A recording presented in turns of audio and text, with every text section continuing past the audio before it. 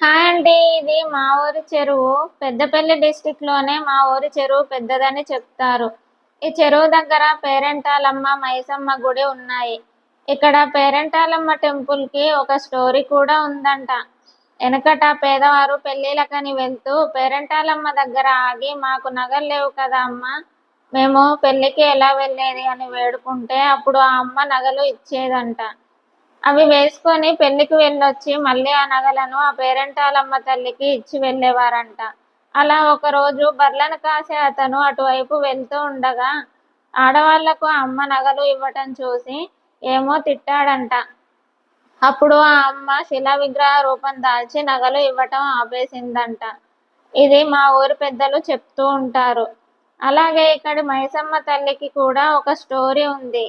చొప్పదండి మైసమ్మ తల్లి కట్ట తెంపుకొని నీళ్లలో తేలుకుంటూ గర్రెపల్లి కట్ట మైసమ్మ తల్లి దగ్గరికి వచ్చిందంట. వచ్చాక గర్రెపల్లి కట్ట మైసమ్మ తల్లితో, అక్క అక్క, నేను కట్ట తెంపుకొని వచ్చిన, ఇక్కడి కట్టను కూడా తెంపుకొని పోదాం పా అక్క అని అందంట. అలా అనగానే మా ఊరి మైసమ్మ తల్లి, నువ్వెవరివే నన్ను కట్ట తెంపుకొని రమ్మనటానికి?